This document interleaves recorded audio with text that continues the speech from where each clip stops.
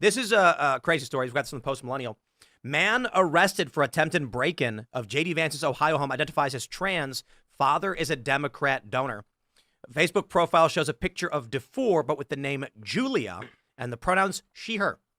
So for those that didn't see the story, we got breaking news early in the morning that there were shots fired at the home of Vice President J.D. Vance, which were later clarified to be an attempted break-in. This individual apparently, according to the story, took a hammer and was smashing up the windows. Now, here's the thing. This road had been closed. This is the VP's house, right?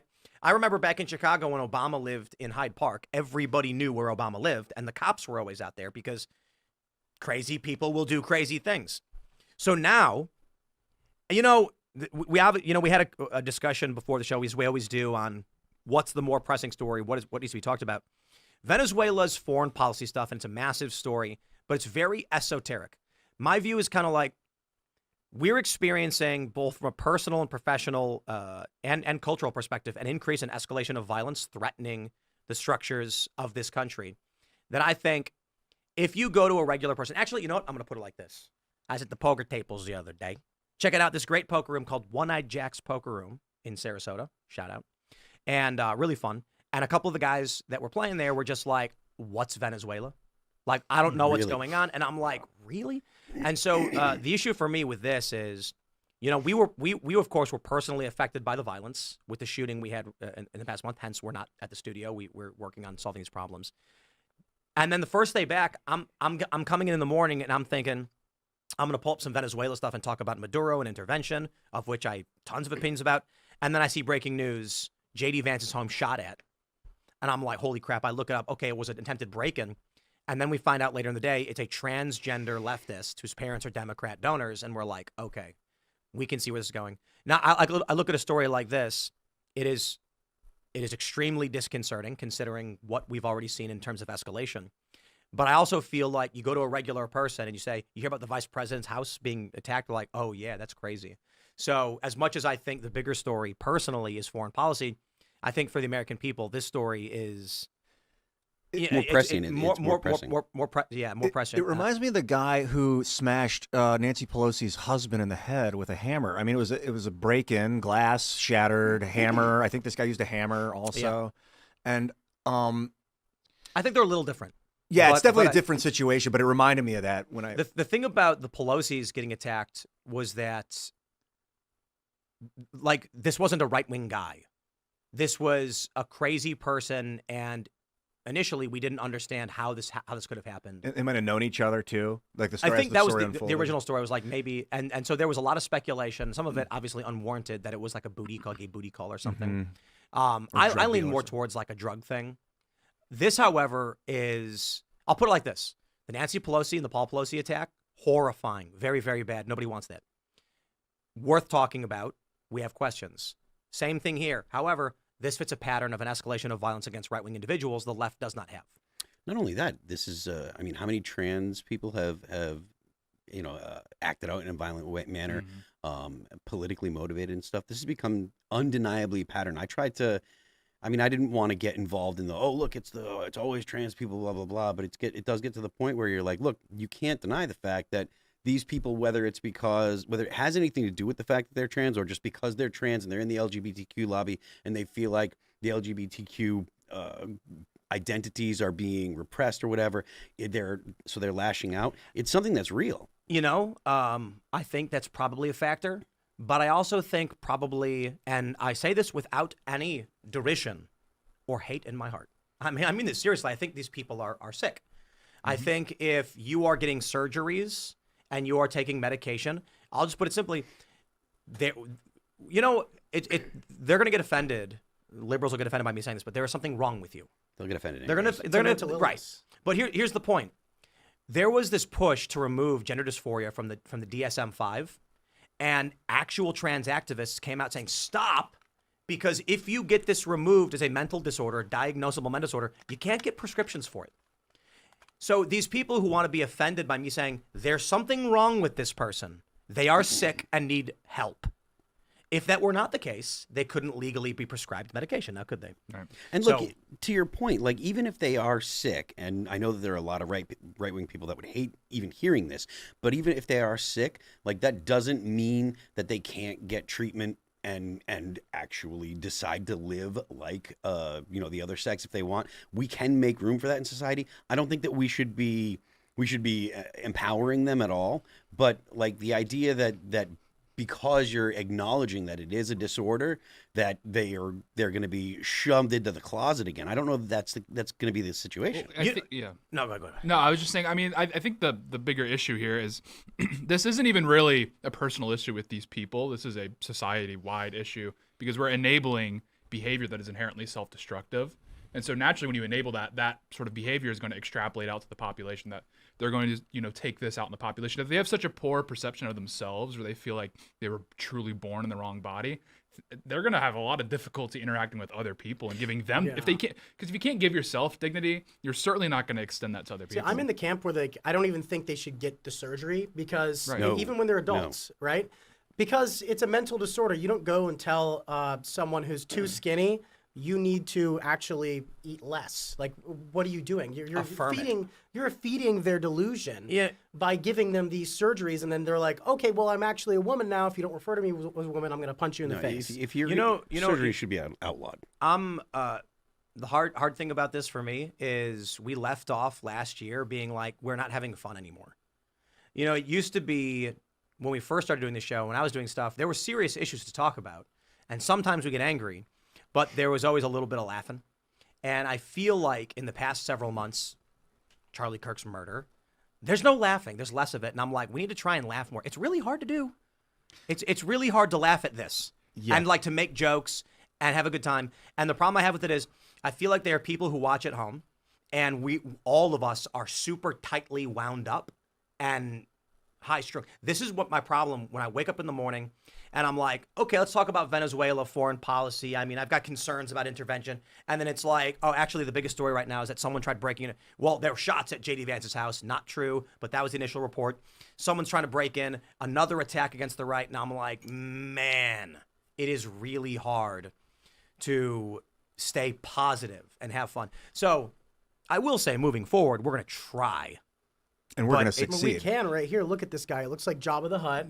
It looks like a Discord Reddit mod. I mean, Yeah, but then you get banned for being hateful. It's Yeah, like, well- guys, let us have fun. Let's release a little look steam. at that No haircut. fun allowed. The haircut is ridiculous. The barber It's literally that's effed it up on the purpose. due to the roar special. That's It's what we have, disgusting. yeah, I mean, this is- they're all way too haircuts. fat. They're Yeah. all way too fat or way too skinny. They don't take care of their it's bodies. like No, I agree with this. It's like I don't care if you're trans. Your haircut is disgusting. it looks like if one of the Beatles melted. That's what it looks like. I mean, this is really something. I wanted Okay, to now we're getting somewhere. Yeah, now we're getting somewhere. had This a- really does illustrate the point, though, is like, with these types of people that are roaming around the streets, being completely enabled by society, like to enable their delusions, what you create in the United States and the West at large is you have an increasingly large proportion of the population that has nothing to lose. So this is obviously going to happen. Like, we have this issue in the United States where we want to address a level of the issue without going and cutting the head off the snake, right? Like what's going on here is this is much higher. This is of much larger magnitude, this issue in which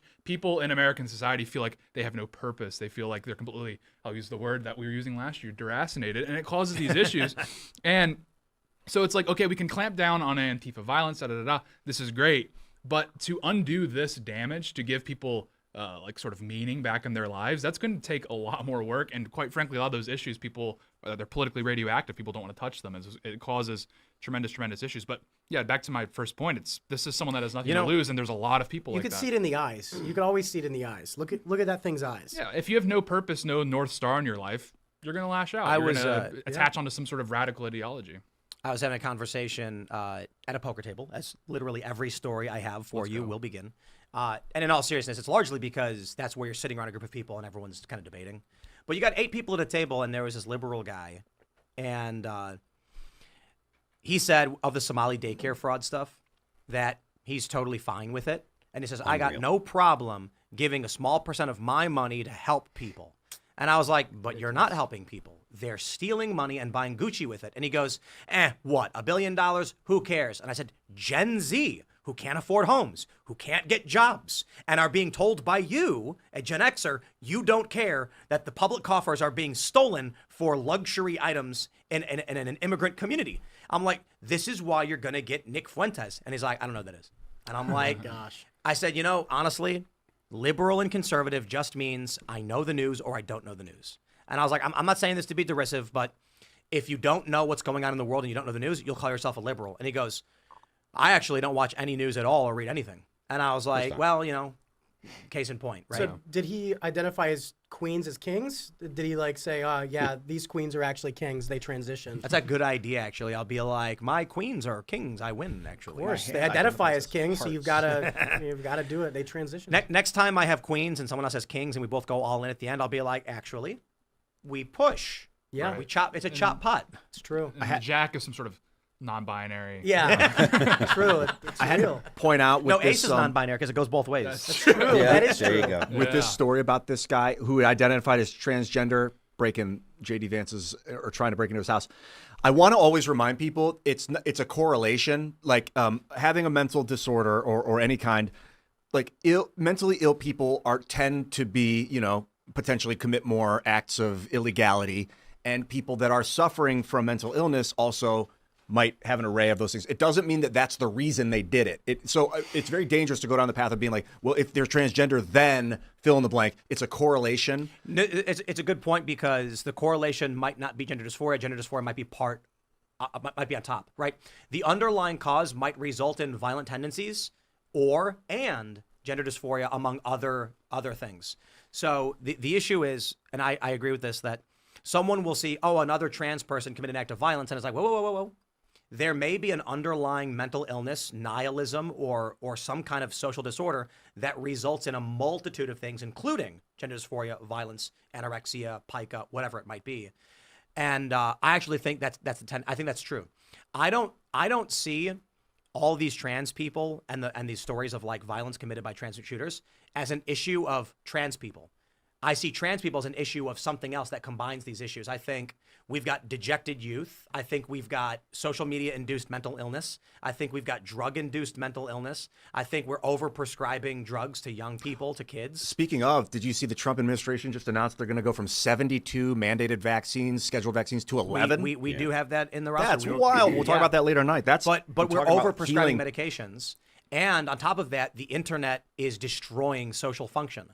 So when we talk about transgenderism, some of it being a social contagion, I think Dylan Mulvaney is a great example of this.